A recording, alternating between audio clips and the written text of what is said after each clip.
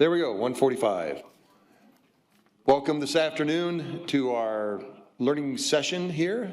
I'm Bill Lee, and I'm with the National Corn Growers Association, and I grow corn and soybeans in north central Illinois. And glad to see you here at Commodity Classic. And as part of the Commodity Classic Committee, we helped put this together, and I hope you've had a good show. I'm excited to introduce for this learning session, sponsored to you by Tessenderlo. Tessenderlo? Yeah. Tessenderlo. Yeah. Tessenderlo. They tell me it's a town in Belgium. Is our sponsors for this. It's about protecting nitrogen with Thiosulfate Sulfur from the lab to the field. Here's a few quick notes before we get going. This session is being video recorded. It will be posted at the Commodity Classic website in a few weeks if you want to rewatch it and decipher your notes that I know you're all going to take. We will have a handheld microphone available at the end or whenever they're ready for questions if you have them. So, give us when you start question time, give us a moment to get with you the microphone so everybody can hear your question. The session also has been approved for CEU credits for the Certified Crop Advisor Program. If you'd like the credit for this session, there's a sign-up sheet in the back of the room.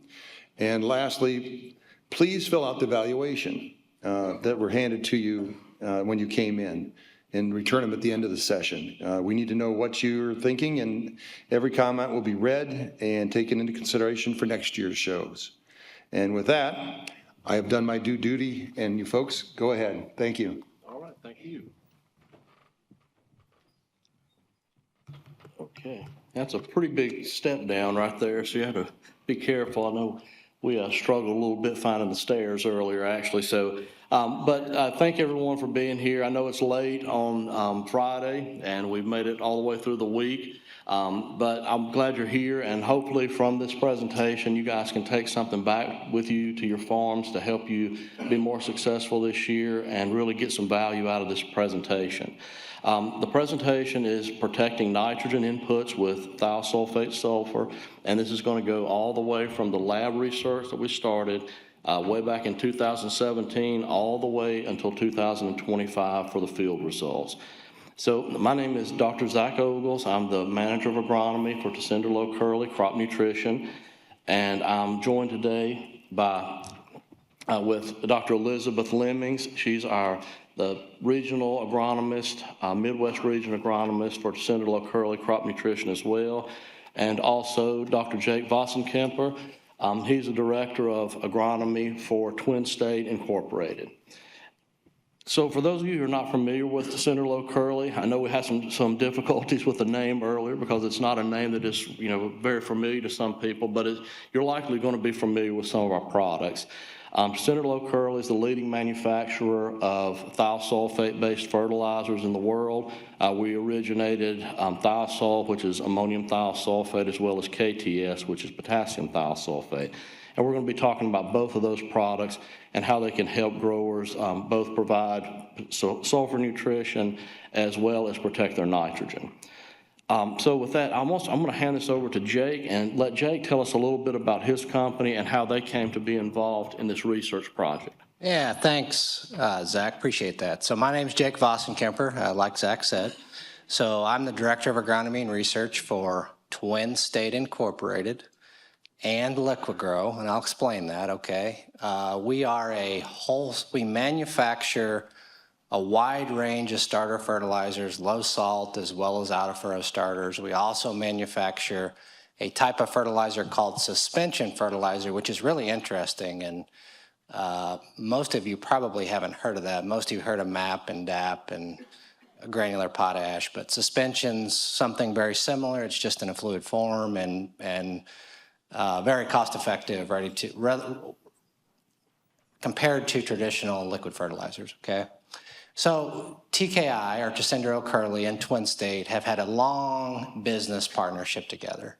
Both of the companies were founders of the Fluid Fertilizer Foundation. We've been doing business with TKI for many, many years. We have a very strong focus on sustainability. I forgot to mention we're located heavily in eastern Iowa and northwest Illinois. That's kind of our geography. And we have a strong focus on environmental sustainability, and it's not just a corporate slogan. I have some facts and figures up here to talk about that a little bit. So roughly 90 to 95% of our nitrogen that we apply is applied in the spring. Pre-plant, at planting are in season. So we only have one location that even handles anhydrous ammonia. And it's not because anhydrous ammonia is bad, it's because anhydrous ammonia is applied in the fall. And that is risky in some situations, particularly as you move south in Iowa and then into northern Illinois. So we don't sell that because we know it can be a bad deal for the farmer and to the environment. About 65 to 75% of our nitrogen year in and year out is treated with a stabilizer. Most of that's nitropyrin, some of it's DCD. And then if you believe after this talk that ATS is a nitrification inhibitor, then that means 90 to 95% of the UAN that we sell and custom apply is treated with a nitrification inhibitor. We actually just won the Agribusiness Retailer, the Iowa Agribusiness Retailer of the Year award, and that was because of our focus on environmental stewardship. If any of you are from Iowa, you probably know what's going on in the Des Moines Waterworks. You know, there's a spotlight on what's happening there, and we are a retailer that's trying to make a difference. And we wanted to be part of this project because of the potential outcomes when it comes to nutrient and nitrogen stewardship. So. Yeah, absolutely. The collaboration between the two companies is key, and that's one of the things. You know, we both have shared environmental goals and sustainability goals, so it works well for us to work together. So, as we started off, you know, I brought up we're looking at protecting nitrogen with thiosulfate sulfur. And the way that we started this, again, it was back all the way in 2017 when we really started looking at this. And we knew that thiosulfates were nitrification inhibitors. They were researched back in the mid to early 80s, and they were shown to be what was considered a weak nitrification inhibitor. And we looked at that, and we looked at the record, all the research had been done, and what we found was that what was done in 1980s does not apply to what's being done today. Today, sulfur is being applied at much higher rates than what it was in the 1980s. And I want to show you a graph that helps to illustrate that on the next slide. So what we did is we looked at, you know, the higher rates that are being applied today and see what that impact is on the nitrification process in the soil. And also, another thing that really lends its a benefit to us is the fact that there's more liquid fertilizer being applied now, which that means that you can take a highly concentrated sulfur product like Thiosol or KTS and apply that in a very concentrated band along with your nitrogen, whether it be UAN, urea solution, or whatever. And that is a really big component as to how this works. It needs to be concentrated. And based on that, we wanted to determine if these new higher rates of thiosulfates are, in fact, having more of an impact on nitrification than what was previously thought. And so based on that, we set up a lab trial to determine really what's going on and how much of an impact we're having. And so just to kind of go back a little bit, you know, again, I mentioned the rates of sulfur and how that has changed since the mid-'80s when some of the first research was done. And this data that I'm showing now, this is combined from both the Fertilizer Institute, the USDA, as well as APCO to kind of look at the amount of sulfur that's been historically applied to corn. This is all based on corn, by the way. So back in 1986 is kind of where the records really started, where I could get good data. People were applying between 4 and 5 pounds of sulfur per acre on corn. Now, of course, the yields were lower, likely the planting density, certainly the genetics was different at that time. But the really big change is that there was plenty of sulfur being deposited on the soil through the atmosphere at that point in time. So in the 1970s, there was a Clean Air Act, and that essentially was put into place to reduce emissions in the air. But a very significant amendment was made to that in 1990. And from 1990 on, the emissions of sulfur oxides into the air was greatly reduced. And what that did is it built more of a need for us to apply fertilizer sulfur as opposed to being able to depend on what's being deposited naturally from the environment. So you can see we went from 4 up to 2026, we're looking at 20 pounds plus per acre being applied to high yield corn. And as I mentioned, so we're talking about sulfur in this presentation, but we're also talking about nitrogen. And I think it's important for us to think about how these two are connected and, you know, the nitrogen cycle and where nitrogen is coming into the system and where it's going out. So I always said this, I used to teach at Auburn some basic classes, and I always talked about nitrogen being complicated, because it is. You have nitrogen coming into the cycle from things such as lightning. You may never consider that as being a nitrogen source, but you know, the air that we're breathing is 78% roughly nitrogen, and that's, you know, plants can fix some of that. So it's a complex system, and it's a leaky system is the way I always refer to it, is there's losses. You can lose nitrogen through the atmosphere, through both volatilization and through denitrification, and you can also lose nitrogen through leaching.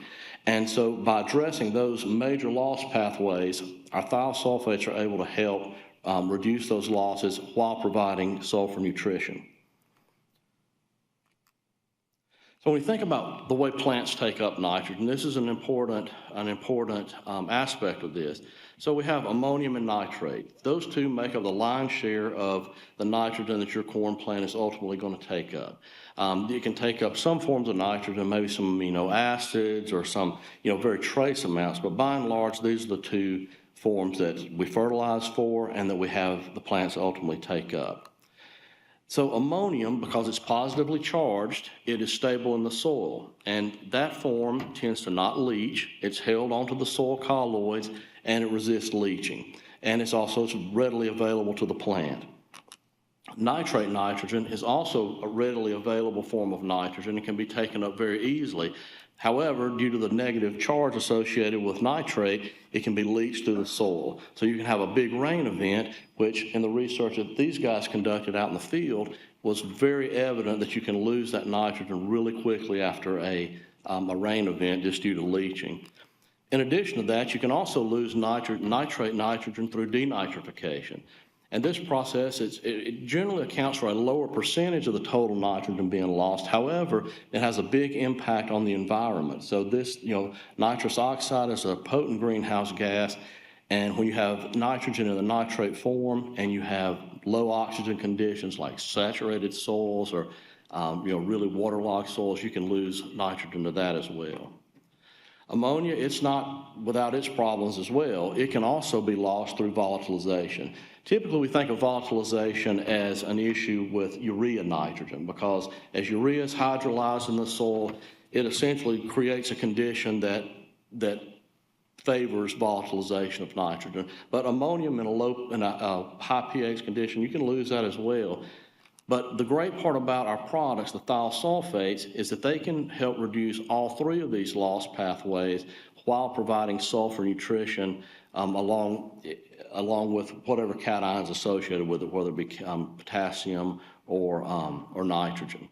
So the way that we went from here, we set this up because we wanted to prove this out, you know, that what we were seeing is real and that these higher rates really were impactful on nitrification.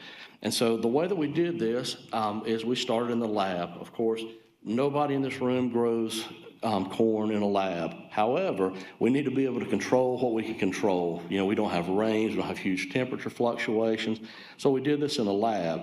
We actually brought in soil from 3 different agronomically important locations: the southeastern United States, the Midwest. We had one from Illinois.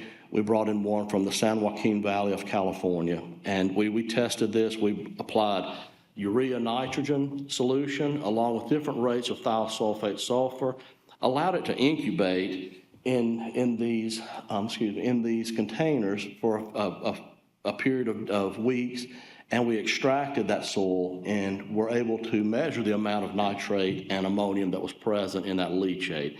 And from that, we were able to determine that the thiosulfate sulfur, whether it be from KTS or from thiosol, significantly lowers the nitrification rate and reduces the amount of nitrate nitrogen that is subject to leaching and denitrification that is produced in the soil.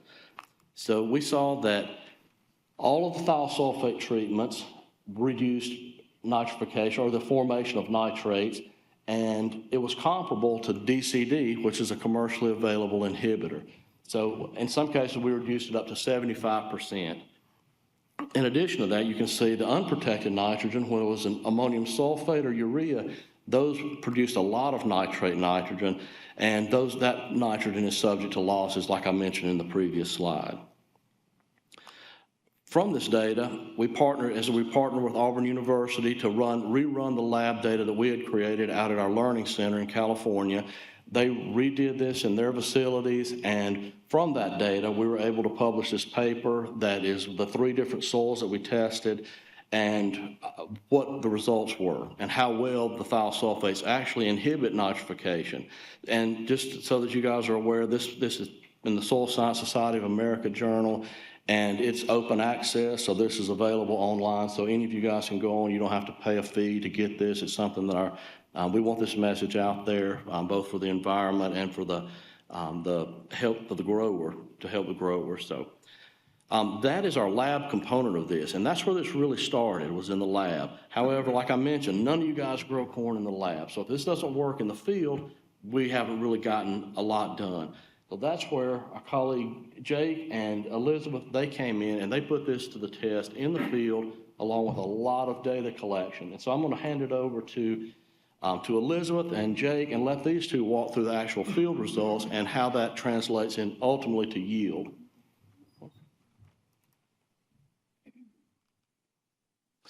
Yeah, so like Zach said, I was highly involved in the field implementation of this project, and that publication that Zach just talked about is what they used to help convince me as a scientist that I should see if this works in the field in the heart of the Corn Belt. Before we get into the dirty details of the field portion, in my geography specifically, which remember is eastern Iowa and northwest Illinois, we see very consistent responses to sulfur fertilization. These are a couple pictures of the lighter areas is sulfur streaking in fields. So if you don't get sulfur uniformly applied in a field, these are 2 fields that I visited on service calls, you will see sulfur deficiencies. If you have a cold, dry spring, you see sulfur deficiency in many parts of my geography. So sulfur as a crop nutrient is really important in my geography. Another reason why we were interested in this. Besides the fact that it could be a nitrification inhibitor, we know that it's an important crop nutrient today in my geography. The other thing I'll say about sulfur real quick, just generally, that's important to the conversation, and part of the reason we're doing this, we've been studying nitrogen, phosphorus, potassium for 50, 60, 70, 80 years. We have a pretty good handle. There's a lot to learn yet, don't get me wrong, but we generally have a good handle on how those nutrients interact in the soil, how they cycle in the soil, how the crop takes them up, how they're utilized in the plant, and how they affect the efficiency of other nutrients physically inside the plant, okay? But because sulfur's only really been an important crop nutrient in the Corn Belt, you know, starting about 15, 20 years ago, we just don't know as much about sulfur, okay? Beyond this work, myself, Elizabeth, I see Dr. Giovanni with the University of Illinois is back here in the back. We have kind of a collaborative project across the country looking at the interaction of sulfur and nitrogen. And it's at least plausible that if you have a corn plant that has sufficient sulfur, it may actually be able to use nitrogen more efficiently. We know that sulfur is important in amino acid production. Nitrogen is also important in amino acid production. But if those amino acids aren't in balance, it makes nitrogen assimilation less efficient. So you may need more nitrogen fertilizer to maximize corn yield. I actually talked to Dr. John Jones. He's a University of Illinois Extension specialist, Dr. Giovanni's colleague, yesterday on the phone because he summarized the 11 sites that we have in Illinois looking at this. And what they found is a slight yet important change in economic optimum N rate. So when we use sulfur, Dr. Jones said that we could have used 11 pounds less nitrogen to maximize yield, average across those 11 sites. Now that's 1 year. We'll continue to do that work probably for the next 2-3 years, and hopefully we might have 30 or 40 sites, and we can really get a good handle on that.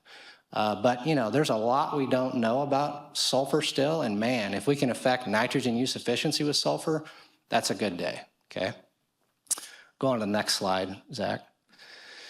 And just to show you some evidence of how important sulfur is in my region, I mentioned that we want to help with environmental stewardship.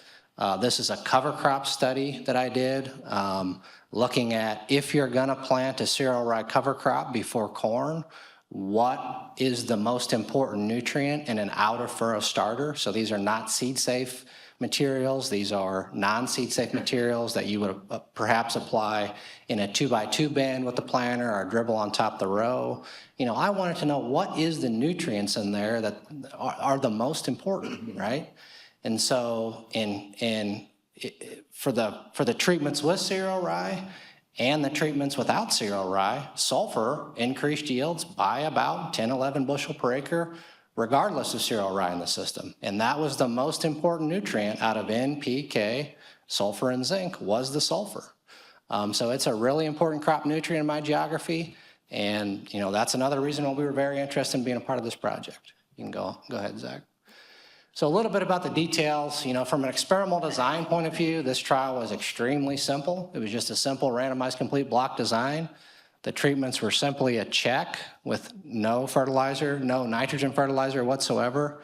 We had UAN applied at 180 pounds, UAN plus nitropyrin, with the nitrogen being applied at 180 pounds, UAN plus thiosol at a 15-pound rate per acre of sulfur with that 180 pounds of N, and then UAN plus thiosol at 30 pounds per acre with 180 pounds of N. Pretty simple experimental design, very easy to implement. What was not easy to implement or to do was all the soil sampling we had to do in these trials. We burnt up several soil probes, and I think I burnt out several interns over the 4 years we did this. We collected a lot of data. We actually had a little laboratory that we set up at one of our retail facilities. It was quite interesting to see. The other thing I'll mention, you know, just briefly, Elizabeth is going to talk about this. The first year we did this, we actually applied the nitrogen and sulfur treatments in a band application with my planter on the soil surface that was split on both sides of the row 3 inches from the row. Okay, so she'll talk about that data, but the first year, that's how we applied it with the planter. The next year, I had a strip till bar, and we decided it would be better to apply these treatments with a strip till bar. So for the remaining 3 years, we injected all those treatments at a depth of about 6.5 to 7 inches deep. That's how the treatments were applied. We also found it much easier, or we thought we were much more confident where that band would be because it was in the center of that strip till berm, and we needed to soil sample right through that band to collect this data, okay? And all this slide says is that there was a whole bunch of plots and a whole bunch of soil samples taken and a lot of laboratory analysis done. Okay, if anybody has any questions, you know, in more detail about the experimental design or the methods, you can try to catch me quickly afterwards. I do have to catch a plane, but yeah, those are some of the methods. All right. So let's dive into the results. Thanks, Jake, for kind of getting us started on what we were really looking at and what we were trying to accomplish with this trial.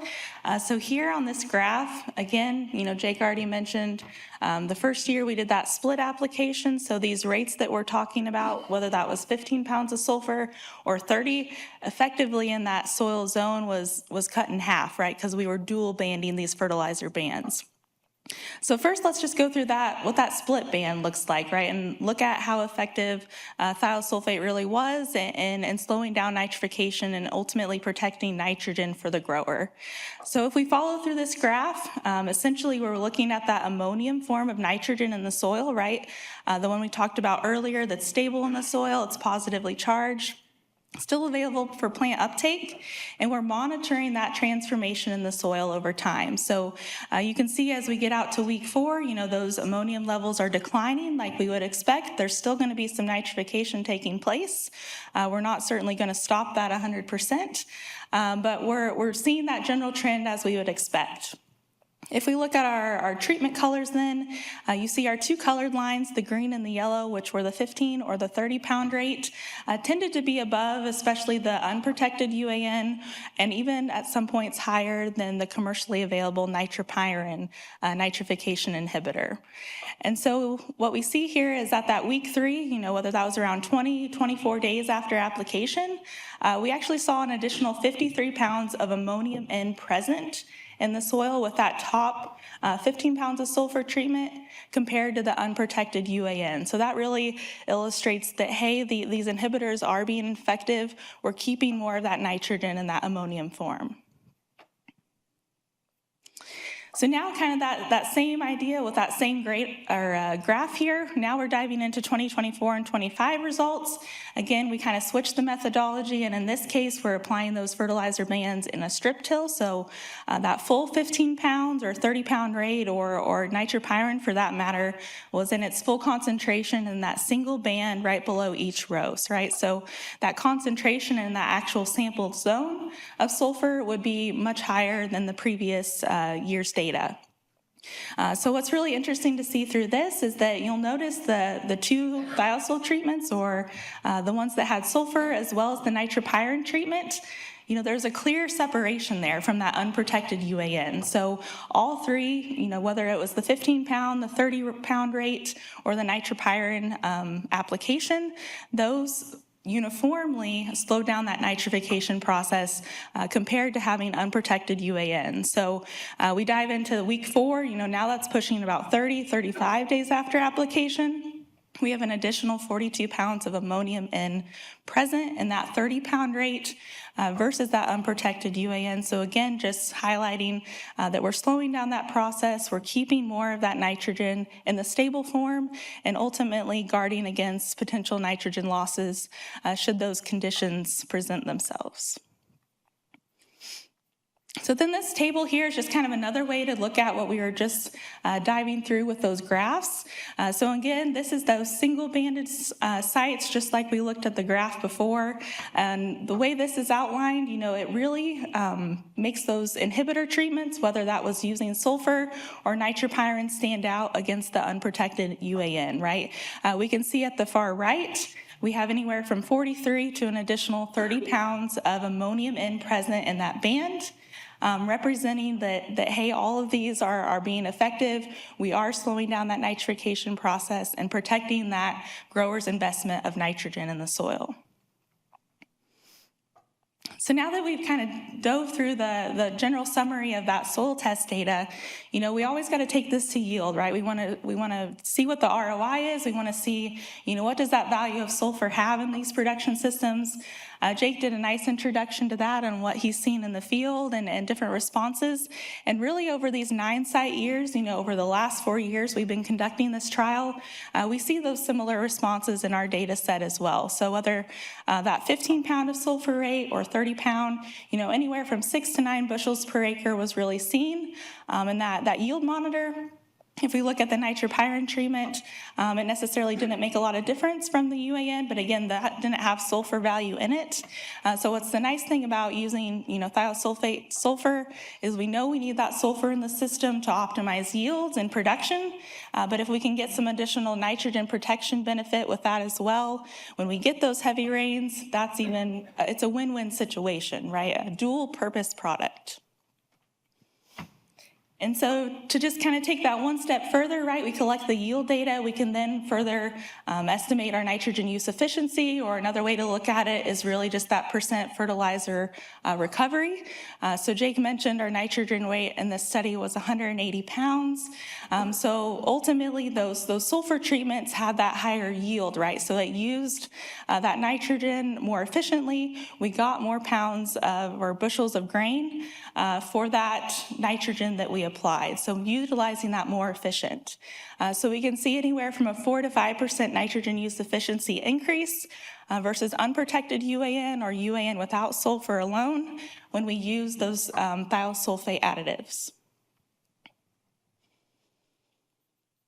All right. Okay, so as we look at how this ultimately would affect the grower, how does this translate into value for the grower? And when you are adding thiosulfate sulfur, along with your nitrogen, you're getting the most out of your nitrogen investment. You're being the most efficient that you can with the nitrogen, both in the soil as well as in the plant. So you're getting the full value of the products that you're applying.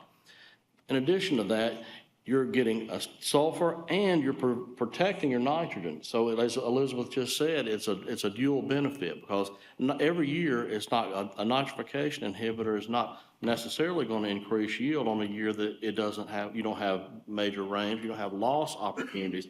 However, you always can benefit from sulfur nutrition. And so the added benefit of having protected nitrogen along with your sulfur really multiplies that value for a grower.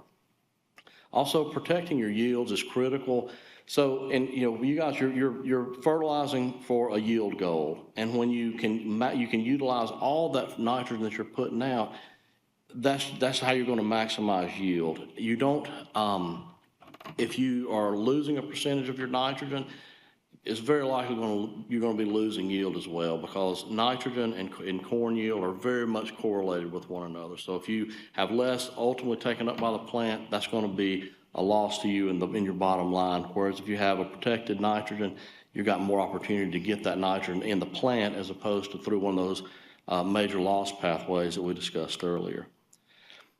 And lastly, these products can help protect the environment. As Jake said, sustainability is not just a buzzword with our company. It's something that we're really serious about, and that starts from our plants where we make the product all the way to how we deliver them to the field. And this is just another way that we can help reduce environmental impact through reducing nitrate leaching and ammonia volatilization for the atmosphere. In addition to that, these products have the potential to be eligible for carbon credits going forward because they are inhibiting nitrification, and we believe these will likely be included in some of the bills that are coming up forward that are still kind of in flux right now. We don't know exactly what's going to come out, but we're in a good position, we feel, to be able to help in that area. Also, thiosulfates are not a toxic chemical to microorganisms in the soil. We've tested our products at very high rates, and we have shown that they have no negative impact on soil microbes.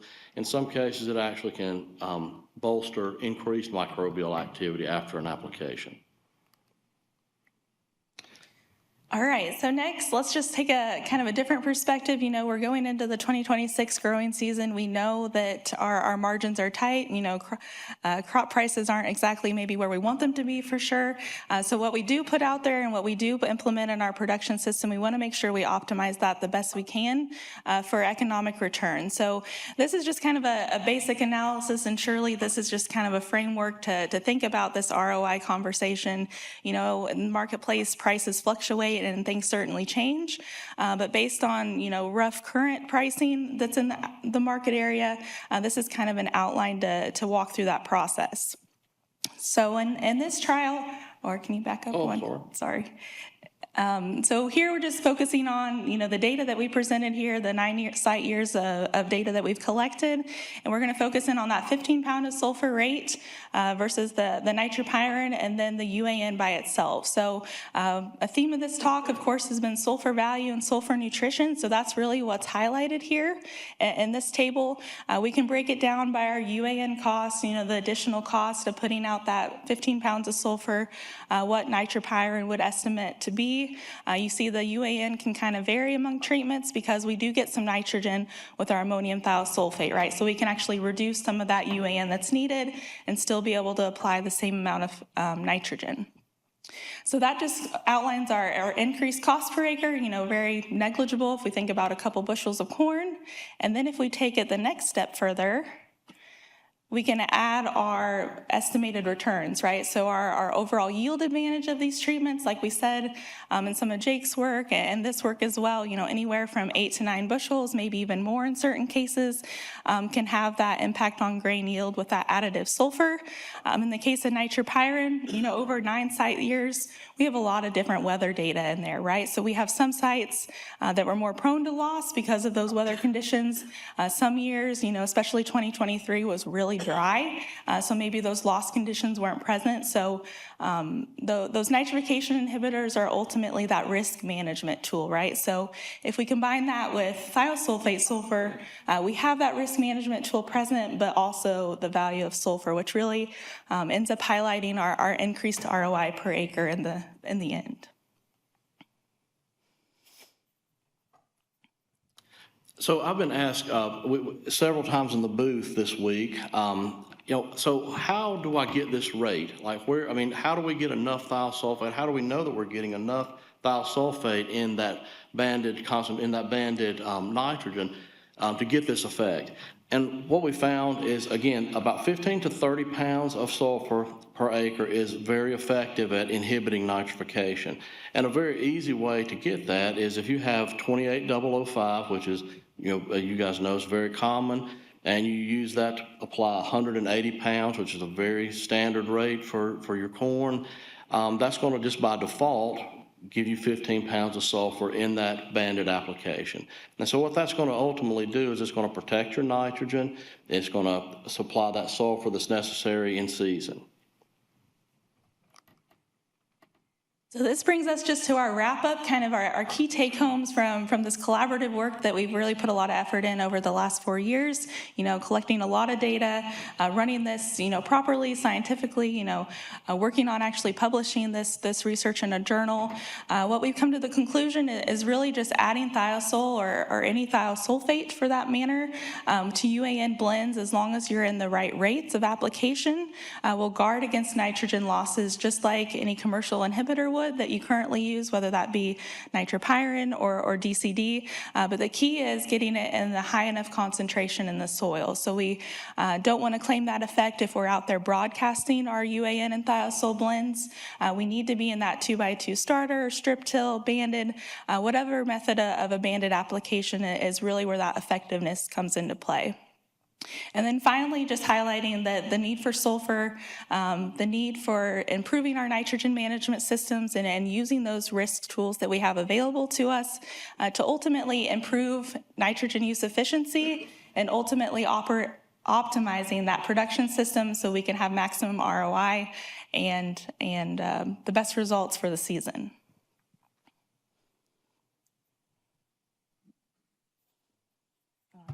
Okay. Yes, we have a few minutes for questions here. If we have any in the audience, we've got some people rolling around with microphones.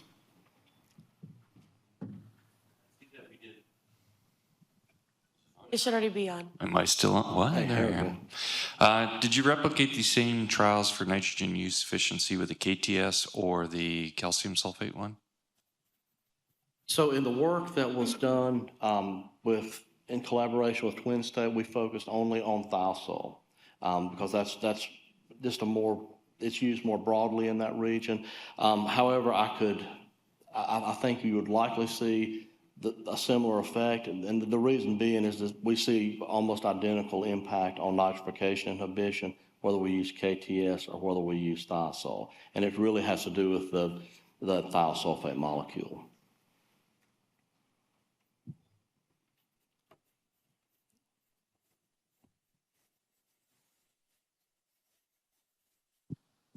Why does it need to be in a band, like streamed doesn't work as well, or what? So it's a great question. The more concentrated the band, the more effective the thiosulfates seem to work. Now, a streamer bar where it's concentrated in the stream, that shows very good effectiveness. When it's banded, if it's like on a 2x2 or a side dress application where it's concentrated, you get very, very strong inhibition there. I think the key is you want that thiosulfate sulfur in close proximity to the protectable nitrogen.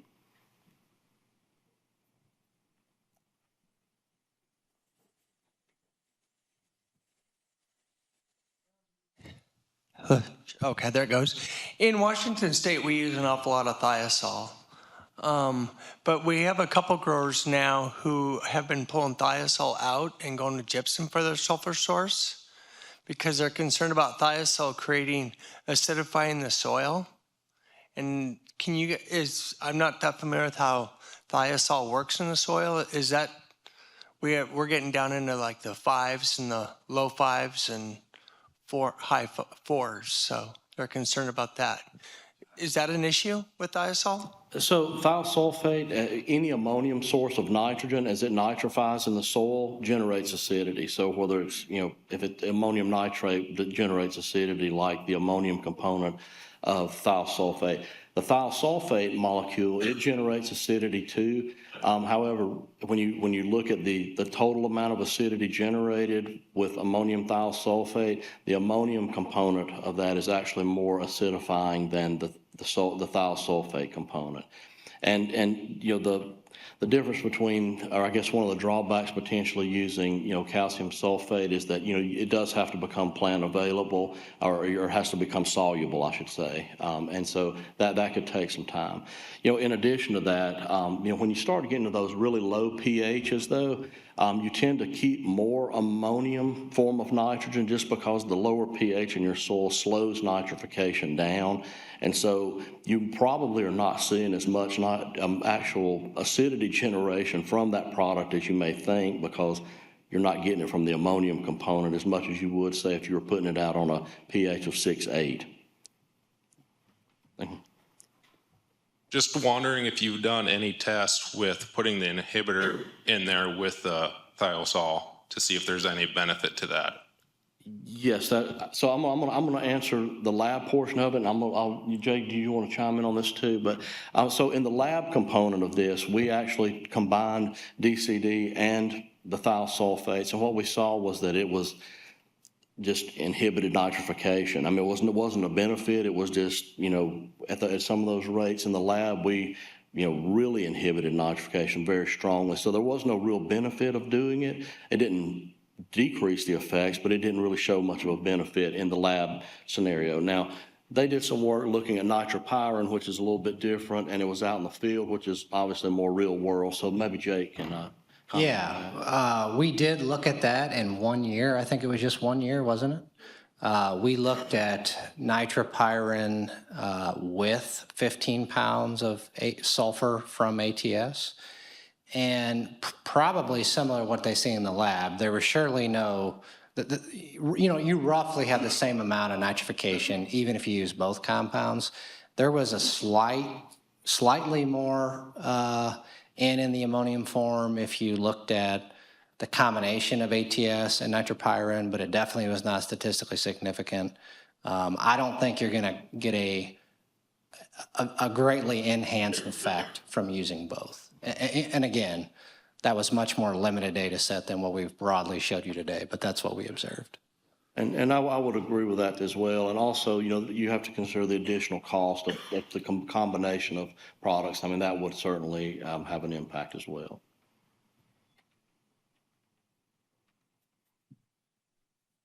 Instead of using a DCD or nitropyrin as an inhibitor, have you looked at using agrotane or something like that on the volatilization side with the ammonia to determine if that would have any added benefit in addition to the sulfates helping with the nitrification inhibition? So, we have looked extensively at reducing volatilization using thiosulfates. However, for the purposes of this talk, we weren't able to really address the volatilization component. But we have tested it and compared it to NBPT, the compound in the products you mentioned. And what we say is we do offer quite a significant benefit in reducing the amount of ammonia volatilized. But again, in this work, we weren't able, for time's sake, we're not able to really delve into that. Another quick question. What aspect of the thiosol molecule is actually doing the nitrification inhibition? Is it the sulfate or is it the elemental? So I'm glad you bring this up. So thiosulfate is really, it doesn't have elemental sulfur as a component, or, it's S2O3. And so it really, you have one of those sulfurs that does act chemically similar to elemental sulfur. And that's where you see the acidity generation that I mentioned. It comes from that one of the two sulfurs that are present. But the way that we believe, and this is not absolutely certain yet as far as the mechanism behind it, but what we believe is that it is interfering with some of the enzymes that are responsible for that conversion. The thiosulfate. The free sulfur. The sulfur ion. Yes, not that the is sulfate.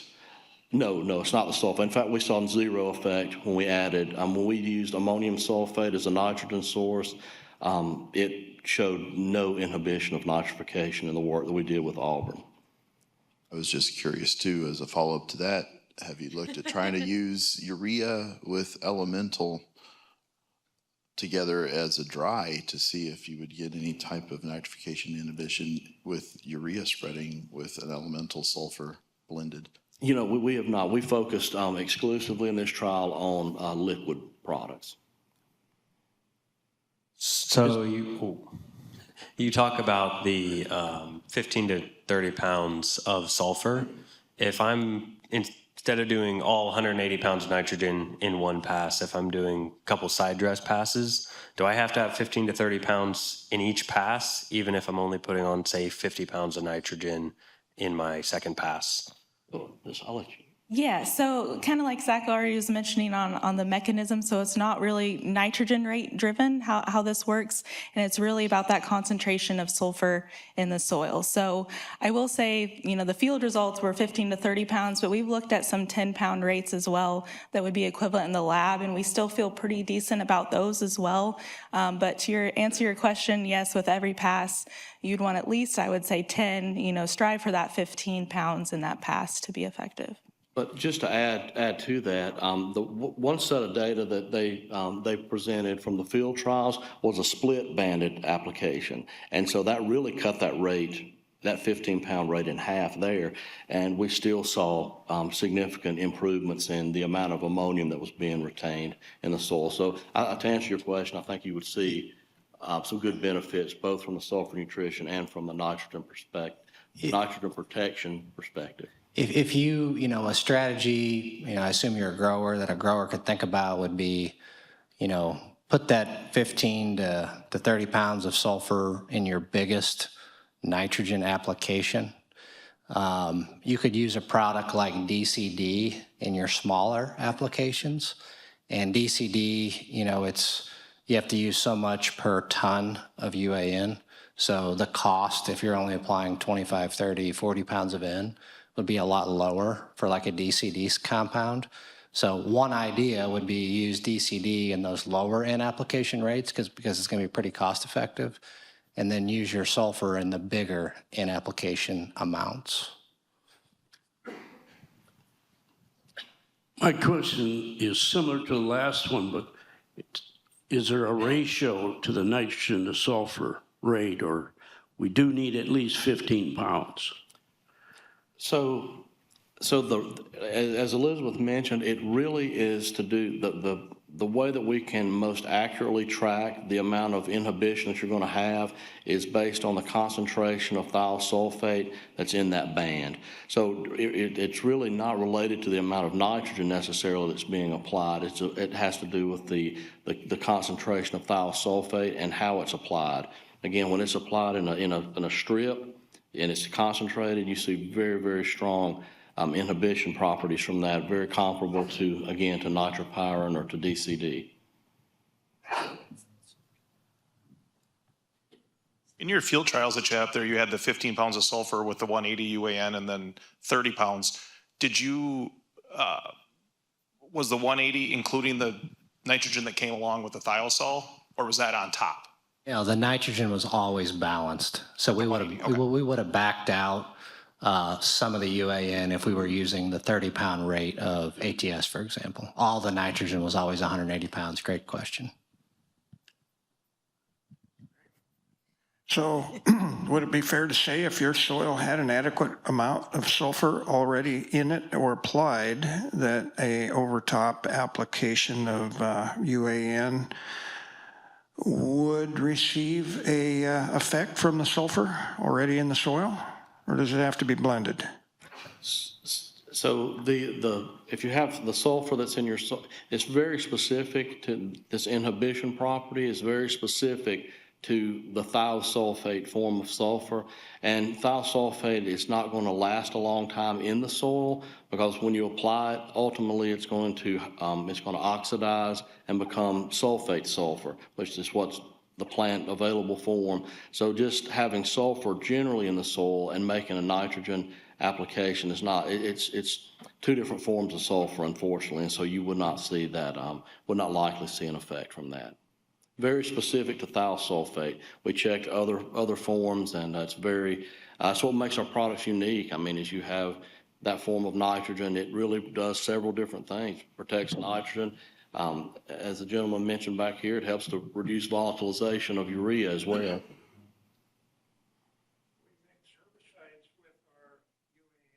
Sorry, hold on one second. Wait, who's talking? We mix herbicides with our UAN application, and when we put too much thio in there, we get compatibility problems, so. Yeah, you and other people. There are some approaches, though, and I don't know what approaches you're using, but add the water, add the ATS, add a compatibility agent, and then the herbicide last. I don't know if you're doing that, but that can help a lot. There are also some herbicides that don't play quite as well with ATS as others. So it could be a matter of potentially switching to some different active ingredients, and that might help you out quite a bit. But most cases, you know, because we have a bunch of retail locations, if you add the water first, you add the ATS, then you add the herbicide and a compatibility agent, that generally fixes it, generally.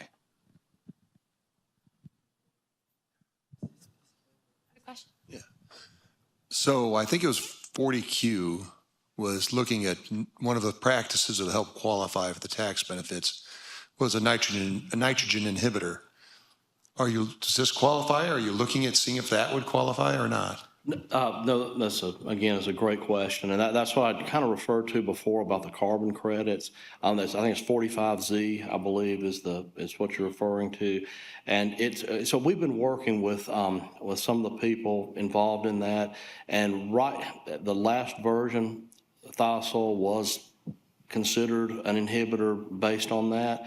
However, this, again, it's in flux, and so I'm not going to stand here and even attempt to predict what may happen. But we feel good about it. We know that based on the field research that we've done and the results that we've seen, that it certainly is protecting nitrogen. So if that's their goal, is to show improvement in nitrogen use efficiency, improved return on investment in protecting the environment, I think our products would certainly make a good case to be part of that.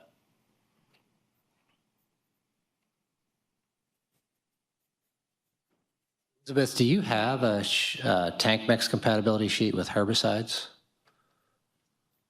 It is something we have worked on, but do not have that readily available right now. Okay, Elizabeth needs to get that done and share that with you. Would you still get the same effect with the herbicide application because you're not in that concentrated band? That would have a much more limited effect, yeah. Can you especially repeat the broadcast. question, Elizabeth? Sorry. Oh, would we still have that same effect on the protecting nitrogen if we were including thiosol in that pre-plant herbicide application? And since that would be, broadcast applied, we'd be at too low of a concentration to really affect that. But, just to add to that, we've actually checked, we've done some work, in fact, Elizabeth did some of this out at our research farm, looking at adding DCD to a dilute application like that. And you don't see an effect from that either. And I think it really just has to come down to the concentration that's there to be able to protect that nitrogen. I was just going to mention that as far as herbicides, Ammon Form 2,4-Ds do not like thiosol. Which ones? Ammon. Ammon? The white ones. Okay. Stick with the ester Acetylchloride, formulations Okay. on 2,4-D. Unless you like cottage cheese in your sprayer. We're going for liquids, not solids here, so we have to.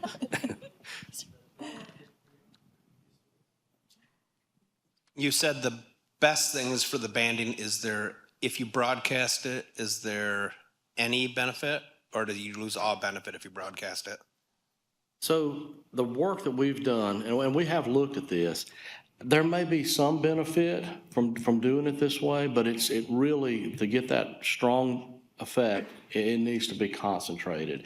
Like it was mentioned earlier about like a streamer bar application, that you do see a benefit because again, it's concentrated right there with the nitrogen. And you can do that, a dribbled on application. Like if you're dragging it and you're making a stream of that material concentrated, that we see good results from. But I don't want to stand here and say that it is no benefit to do that, but also I can tell you it's not nearly as effective as when it is applied in a banded application.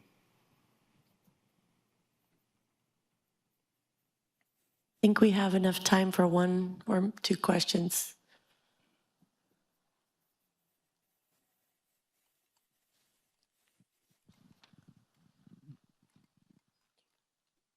Do you think some of the benefits on yield come from a health standpoint from the sulfur effect? Just the plant health or soil health or? Yeah, I mean, if sulfur, I don't know if I'm answering your question completely, but sulfur is clearly an essential nutrient for the crop. If you have sulfur deficient corn, it is sure as heck not happy and not very healthy. If you have sulfur sufficient corn, absolutely. Part of the yield increase would be a healthier, stronger, better rooted plant. Absolutely, and just to add to that, the nitrification inhibitor part is a risk management tool, right? Not every season has extensive loss conditions, but it goes back to just that value of the sulfur. So not always does necessarily that end protection piece pay off per se, but the sulfur, like you said, contributes to the health of the plant.